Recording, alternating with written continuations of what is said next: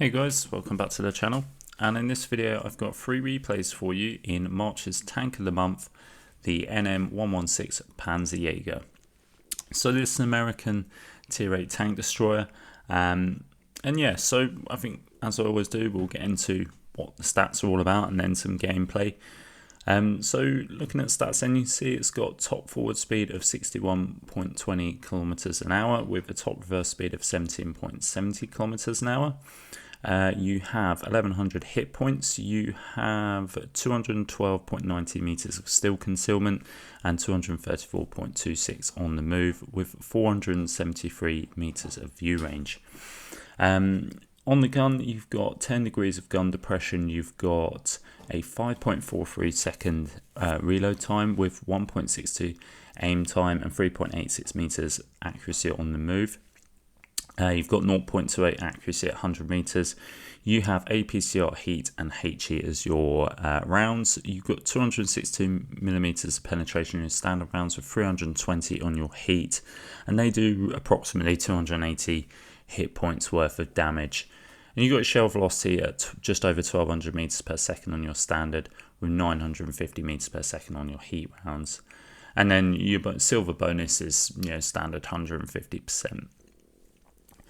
So looking at the armor, then again, there's not any armor at all. To be honest, it's pretty much non-existent. I mean, there's a little bit on the turret, but again, not something I would rely on. Engine and fuel tanks are in the rear of the tank, and then your ammo racks are at the bottom of the tank in the center. So there's 2 ammo storages located there. Now you can get a skin for this tank, which I thought I'd just show briefly what you can get. It is up for 3,000 gold. I would personally wait until there's a sale on skims and camouflage, and then you could get it then for half price. So looking at the equipment, I run optics, camonet and advanced gun lane drive on this tank. And then on the perks, I run Born Leader, rapid reload, 6th sense, situation awareness, steady aim, silent driving, camouflage expertise, snapshot and run and gun. Predominantly camouflage perks, but also some gun perks there just to try and improve the gun handling a little bit, because it can be quite troll. Just the accuracy on the move is your sort of biggest crux in this tank, should I say. It can be quite troll. But anyway, we'll look at some gameplay and sort of see how this tank performs. So we're on Ghost Town here. I think we are actually top tier. Not the most ideal map for this tank, because Ghost Town for me I class more as a city map. However, we will make the most of it. And the one good thing about the Panserjager is its mobility is fantastic. It gets those top speeds quite quickly. It's quite nimble. Almost feels like a bit of a light tank. And yeah, it just gets about the map very quickly. It's very nice in the sense that you can relocate, you can move on flanks, you can get to places quite quickly, and you can start getting that early damage in. And this is what happens when you get into those good positions. You have this fantastic reload, and yeah, you can just start to shred straight away, and that's what we're going to do here. Our light tank spotted up this Chinese tank destroyer that is sitting over in the back there. So what we're going to do is we're going to slap some shells in. I have loaded the heat because I was anticipating it was going to stay front on, just showing the top of his tank. We probably could have penned it with the standard, but I didn't want to take any chances and just thought I'd load the heat, because like I say, you've got really good penetration on your heat rounds, which serves this tank quite well. It's a nice mixture actually. With your APCR as your standard and your heat rounds as your premium, that is the ideal ammunition layout for me, because let's say you've got the really good shell velocity of the standard APCR rounds, but then you've got the good penetration and not losing any penetration over distance with the heat rounds. So it's a win-win really, to be honest. So we've still got the heat rounds loaded here. We could have actually swapped to our standards, or just not realised, just been sort of trying to just sort of focused in the game. We get a few shots into that Tiger. I've noticed that I've been using the heat rounds, so I'll swap back to the standard rounds. And that's all we're doing, we're just flirting around the outskirts of the town, just getting shots into the flanks of enemy tanks that are in the middle there. And now we're lining up a shot on this Vanguard, which we do manage to get a shot into. Not really sure what he's doing in the middle there, but I'm not going to hesitate to take this guy out. Even on a city map, a Vanguard can be an absolute pain in the backside. It keep, you know, a lot of our tanks lit, and then sort of towards the end game could end up just running away and then just being a nightmare to track down. So I focused that guy out. We then got some shots into that heavy tank that was in the middle, and now we're going to help out our friendly IS here by helping him take out the enemy IS. Unfortunately we got a bounce shot there, but the enemy IS gives us his side and we pop a shot in there. He's way too focused on our friendly IS, and we get a kill shot in there for our second kill of the game. Scores are fairly even, we're 3 tanks ahead, but it's looking as though this game is starting to come to a close now, so I need to move in and I need to start trying to pick up as much damage as possible. You can see there's only 4 tanks left, so we come in on these 2 tanks, we squeeze a shot into that Chimera. Unfortunately we just over peaked it a little bit too much and we gave that tank destroyer a little bit of shot. We trade shots there, but unfortunately I don't pen, so that's a bit of a, it's not a great trade there, but we do squeeze another one in and the Chimera gets taken out. I was fine with the trade there because, like I say, there wasn't that many tanks left and I wanted to squeeze in as much damage as possible. We get another one into that tank destroyer, but that's it, his game comes to an end. And we come to an end of the first replay, so we'll look at how we got on there. And we come top of the board with just under 4.5k damage there, with 2 kills, 694 assists. And yeah, we only picked up the second class. Did pick up the high caliber, but only the second class. You know, the tank does require very high requirements for an ace tanker, so yeah, bear that in mind if you're trying to ace it. But we'll move on to the second replay now. To be fair, I wasn't going to initially include this replay because it's not overly an amazing game, but I thought it was worth putting in because you could kind of see a few pros and cons of this tank again, in situations that you can see its strengths, you can see its weaknesses. Now, one thing to point out, this tank on the stats, it's one of those where on paper it says one thing, but in reality it's completely different. Now you'll notice that you may have noticed it had a 15% eternal fire chance.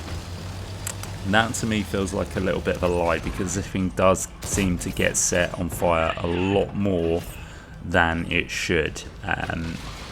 So just bear that in mind. You know that you can get set on fire sort of quite quickly. It has only got 1100 hit points as well, which another thing is when you're sort of coming up against hard hitting tier 8s, if you do get hit, you will sort of find yourself a 3-4 shot tank, perhaps even 2 sometimes. You know, if you get caught out and you get hit by another TD, perhaps a Grom or ISU 152, then yeah, that's going to be painful as well. But let's be honest, most tier 8s are going to face that problem. It's just, you know, it's just something to bear in mind that you can't be too sort of freely trading out your shots. You have to sort of, you know, keep them as long as possible, basically. So anyway, we're on Vineyards and we've just been making a complete hash up, shooting bat chats and light tanks in the middle of the field, and yeah, we've come to the usual tank destroyer location. We're struggling to get shots on anything. We did try and squeeze a shot into that 53 TP there, but unfortunately the Hydra blocked the shot for him. Very nice of him, but it means I didn't get a shot of damage, which is a bit frustrating. We have hit on 1 kill so far and we're up to 400 damage, so again, it's been a bit of a slow start, but we're not going to rush and we're just going to sort of sit back here in the usual spot and wait to see what happens. Unfortunately, the rest of the team seem to have the same idea. Our light tank, I don't know if he's AFK or if he's just intentionally sitting back there, but no one really seems to be that far forward or creating any vision or map control whatsoever. And this is the problem with Vineyards. I mean, I love Vineyards, I think it's a great map, but unfortunately this does tend to happen, particularly on the spawn where this corner just gets a bit campy. And that can sometimes be a bit of a problem with Vineyards, is it becomes sometimes a little bit stale, and these situations I don't think is very ideal, because you start to lose map control very quickly, and the enemy team will just sweep over the A line, and they'll just start they'll just start picking you off one by one. So I've decided to move out, because I just think, well, where we're sat, we're just sitting ducks. Unfortunately, I didn't foresee this BZ pushing over with its rockets into this situation. So that's kind of throwing me off a little bit, because I don't want to get shot by him. I'm also keeping an eye on my left hand side in case I get shot over that way. I'm in this situation now where I've kind of pushed too far, and I'm not in immediate danger, but I just kind of need to move, because if I stay there I'm probably going to get shot from other sides of the field. Now I've decided to move over to the left to extend the view range basically, and luckily I have lit up this Orpheus and this heavy tank in the middle. Unfortunately I'm also getting lit up or aimed at by this Hydra that's over in the corner here. So I've decided to just push into the town. I don't want to sort of sit and get out-spotted or, you know, shot at from different angles. I just thought in the town would be the safest bet. Do manage to put a shot into this BZ, but unfortunately when he hits track, we didn't even track him, which is quite annoying, but we do manage to get a shot into him, picking up my second bit of damage. It's only taken about 3 or 4 minutes, but that's how long-winded this game has kind of been. And like I say, it wasn't the greatest of games, but it just, I thought it was worthy just to sort of highlight some pros and cons of this tank. I'll sort of actually show you, and there we go. There is the crux of this tank. You get shot in the back and you do get set on fire more often than not. And like I say, Hydra's got quite a high alpha, sort of hard-hitting gun at tier 8, so again, that's probably quite normal. It's going to be a higher chance of him setting him on fire because of the alpha and the caliber size of that gun. The higher the caliber, the more likely you're going to get Armour at or set on fire. So that's not ideal, and I'm pretty annoyed about that, and I kind of want to dig that guy out of that position because I don't want him there. I don't want him sort of being able to just, you know, snipe people across the map. Seems like our team are actually doing a pretty good job of taking out the enemy team, and we've actually swung this round to an 8v4 situation, which is pretty decent, to be honest. I've got a tank destroyer coming up to help me. I'm trying to see if I can get shots on this Hydra now. I didn't want to take the shot there because I didn't want to get lit, and I wasn't 100% sure that that shot was going to hit. Like I say, this gun can be quite troll on the accuracy at times, which, you know, it's fair enough, because overall I think it's a very decent tank, and I think if it had very good accuracy as well, it would probably be quite OP, which is not what we want, because, you know, you want a balanced tank, you want a balanced game.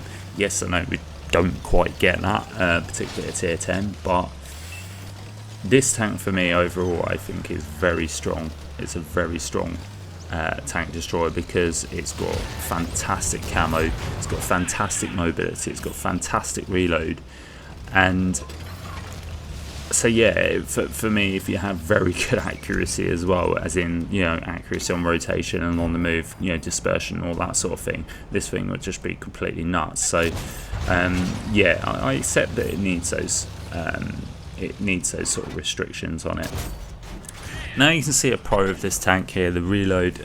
We've tracked this Jagdtiger in place, and yeah, he's got nowhere to move. We've just perma-tracked him in place. I don't know if he's burnt a repair kit, but we've put him in place and we've managed to take him out. Now we're going to focus on the Hydra that set us on fire, and we're going to try and see if we can sneak a shot in, but unfortunately he's back down. He's, you know, playing a bit clever, There's only him and his platoon mate in the BZ. And yeah, we're going to go and try and get shots on him. So we're going to move around. We're going to try and see if we can potentially take out the Hydra, but I think he'll get taken out. And right on cue he does get taken out before we get there. So now we're just going to move over and try and focus on the BZ. So trying to see if we can potentially line up a shot. We can just see his track wheel there, which I'm going to take the opportunity to put a shot in, because I'm hoping, there we go, we pin him in place and then he gets taken out. So nice little bit of track assist there. So that brings an end to replay number 2, and again, apologise, appreciate it was not much of a bit of a meh game, but we do come top of the board. We got 2k with 2.7k assist. I think the assist probably saved our game a little bit more there. But yeah, I just wanted to show you again the pros and cons of this tank. But now we're going to move on to the third and final replay, which we're on Nebelberg, and as always, I always save the best till last, and yeah, this is going to be no exception. Apologies here, I think I was answering the door at this point, so I went a bit AFK, but now we are in the game, and we're going to make our advance to the right hand side here, because this position is, you know, fairly traditional for tank destroyers to come over this side and start playing sort of Overwatch and get shots into anything that's going to start crossing out in the open, like this Alpine Tiger, which I'm not entirely sure why he's made this move. That's not the best play to be playing out in the open in a heavy tank. Unfortunately, we don't get the spots for that, but now we're going to try and line up a shot. Unfortunately, we should have let that shot aim a bit more, but I wanted to take the shot before we got into cover. Now we're close enough where we are picking up a little bit more assistance. We do slap a shot in there, but we do get lit by the medium tank that has pushed up. I do manage to squeeze the kill shot into that Alpine Tiger. Now I need to get shots into this Mantis, because this Mantis will be an absolute pain in our backside if we let him stay. We do get a shot in, and he gets taken out by our friendly Type 59. We did get shot by artillery there. We've got shot by the light tank, but luckily it just gets absorbed into our track, and we're able to get out there and not suffer any damage whatsoever. So we're just waiting and seeing how this pans out, but I've decided, you know what, I'm going to go quite aggressive in this game. I'm going to push up. Our light tank isn't offering any sort of terms of vision, so I've decided, you know what, I'm just going to move up to this corner and I'm going to offer vision, but also I'm going to try and get some shots into this Centurion. I want to dig this Centurion out of this position here, because if we can clear the Centurion out, then we can move up to the next ridge. And that's kind of how we want to play Nebelberg in terms of a fast medium or fast tank. It's, you know, moving up to these ridge lines. Each time you can clear it out, basically. We get a shot into the light tank there. Now I do get lit. I probably should have just pushed up behind that bush, but luckily I don't get caught out. The Centurion is too busy focusing elsewhere, and it causes the light tank to actually retreat and pull back. So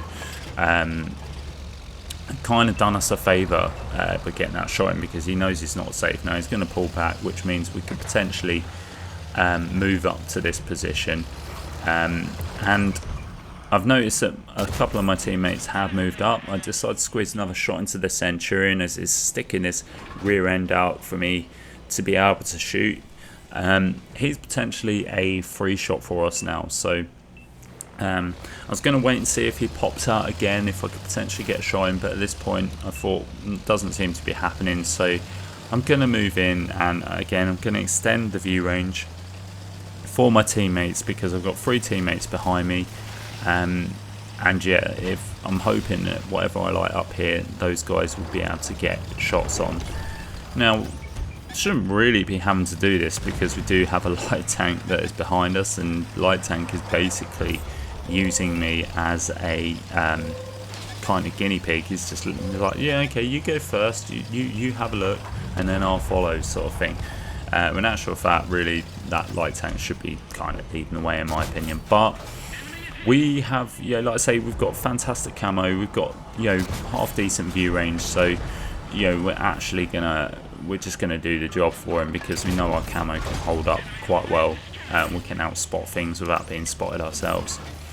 In this position, we've managed to take out the Churchill Avery there, picking up our second kill of the game.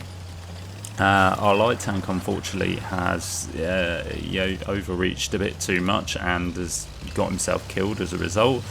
So that's not great. That now means that we have no vision whatsoever apart from myself. We thought we were safe and we could push out, but unfortunately the light tank was sat in that location, and now I've just put myself in a completely awkward position. But it will pay dividends because where we pushed up to, yes, we've taken a couple of shots, but we have got some we picked up a little bit of assist for that, and we are starting to pick up a little bit more, albeit I think they're just hitting the tracks. But we are going to keep these tanks lit. Now this light tank is being a thorn in my side. I kind of need this guy to be taken out because this guy's just proxy spotting me. I know there's a Chinese heavy the other side of that rock in the middle, so again I don't want to back up too much. I've got this AT-15 which is also covering the light tank, getting shots in from that side. So yeah, I'm just in a bit of a predicament, and I know I'm kind of in a predicament, but then artillery helps me out, which is great. That's a rare occasion, and luckily takes out that light tank for all his health, which really helps me out, gets me loads of assist. And it also means we've freed up this position, so now I can just play this position freely. I can provide vision, and I can now start getting shots into this Chinese heavy tank. I do get lit there, but I think that'll be because tanks on the hill. The AT-15 has now moved into a position where he can get shots on me. Now I'm not going to sit there and get shredded by that AT-15. I know exactly how good that AT-15 is in terms of its DPM.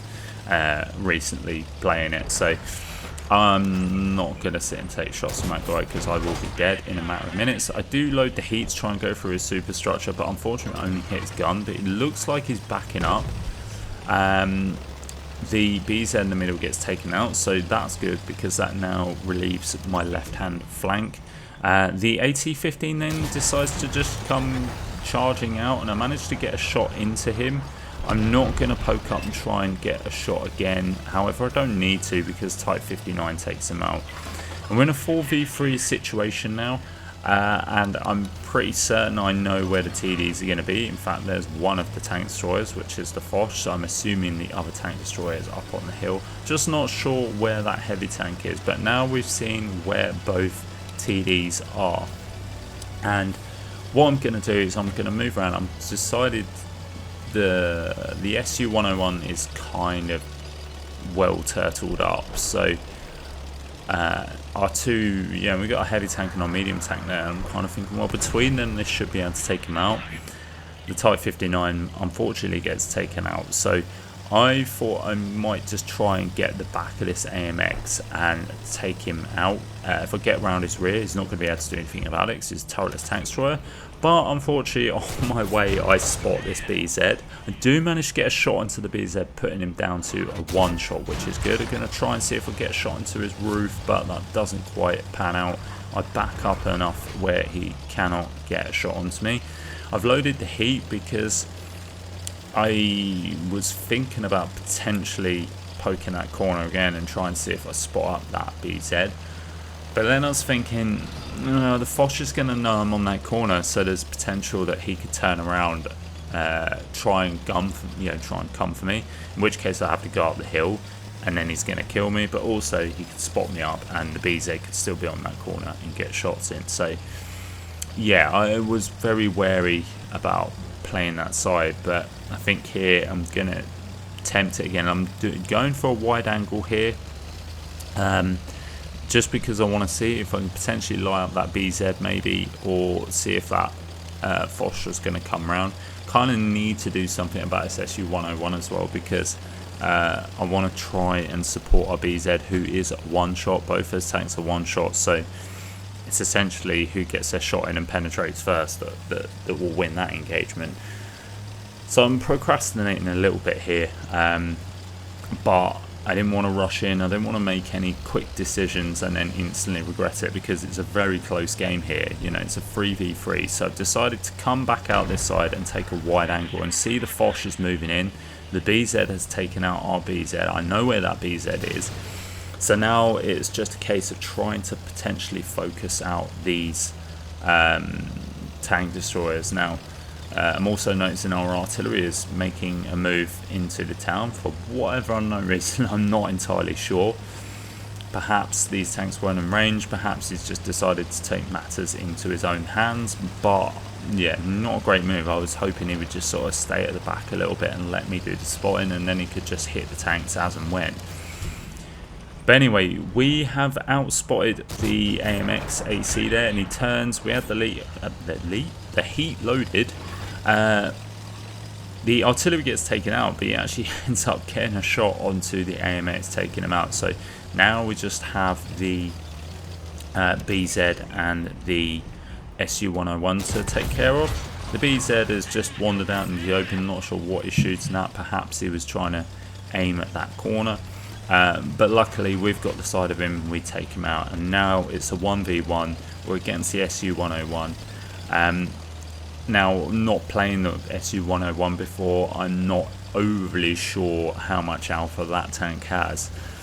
So I can't go in and trade. I know he's a one-shot and he's a very slim one-shot, but I'm not going to run that risk of YOLOing in and trading the shot out. If it was something I knew that wouldn't do much damage, then yes, I'd probably take that chance. But I need to be careful here. So what I'm going to do is I'm going to go back up the hill from where I came from. I'm taking a wide angle. I'm trying to see if I could potentially spot him up. Probably should have activated my food here to extend my view range, because that may well have helped. I'm just going to pop up the hill here and see. Well, I'm taking it slowly because I'm trying to see how. Well, maybe he may have came up to this position as well, because this is obviously sort of a tank destroyer's paradise. Really, you've got overview of pretty much half the map, including the middle there. So it is a very good position to play. But I'm going to poke here. I'm going to see if he's in the original position, and he is. And I'm just trying to get my gun down, and I just managed to squeeze the shot in, picking up the final kill of the game, bringing us the victory. So there we go. It was a bit of a tense ending there, but yeah, we come top of the board with 4.2k damage, which was fairly average, I think, for this tank in terms of damage. But we do 3.3k assist, picking up 4 kills, and we do manage to get the ace tanker. So yeah, ending off a really nice game there. And yeah, just highlighting the Panserjager. That is how good the Panserjager is. Yeah, you see that last replay there, we sort of used our camo skills to maximum effect there, and we managed to outspot tanks and not even get lit up, to be fair, when we were shooting from those positions. So you can see how strong that tank is in terms of its camo values. So yeah, that is it for that. In terms of ranking this tank out of 10, I would give it a solid 9. It is very, very, very good. It's without a doubt, I think, one of the strongest tier 8s in the game, personally, in my opinion. And yeah, I definitely think it's worth the money you pay for it. But anyway, guys, that is it for the video. I hope you enjoyed it. If you did, please give us a like and subscribe. And as always, I will catch you next time.